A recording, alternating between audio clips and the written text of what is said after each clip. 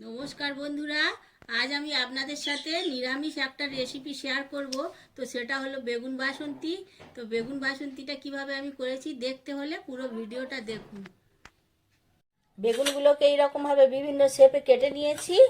আর লাগছে কাঁচা লঙ্কা বাটা, সর্ষে বাটা, টক দই, পোস্ত বাটা, আর নুন, হলুদ আর কালো জিরে আছে, আর লাগবে একটু হিং। তো এই দিয়ে হয়ে যাবে বেগুন বাসন্তী। প্রথমে বেগুনগুলোকে আমি নুন হলুদ মাখিয়ে ভেজে নেব।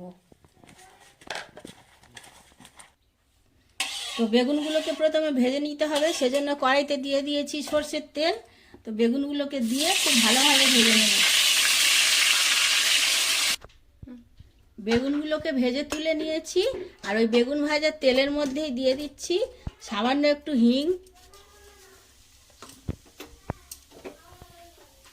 হিঙের ওপরে দিয়ে দিচ্ছি একটুখানি কালো জিরে আর বাটা কাঁচা লঙ্কা।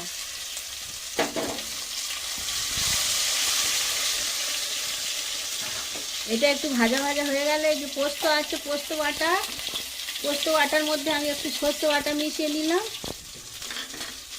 আর সর্ষে বাটার মধ্যে দিয়ে দিচ্ছি পরিমাণ মতো নুন আর হলুদ গুঁড়ো।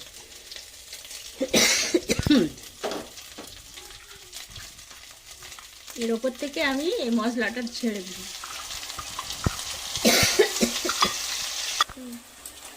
গ্রেভিটা ফুটে গেছে, এবার এর মধ্যে দিয়ে দিচ্ছি একটুখানি চিনি আর দিয়ে দিচ্ছি ফেটানো টক দই। আর ওপর থেকে দিয়ে দিচ্ছি ভেজে রাখা বেগুনগুলো।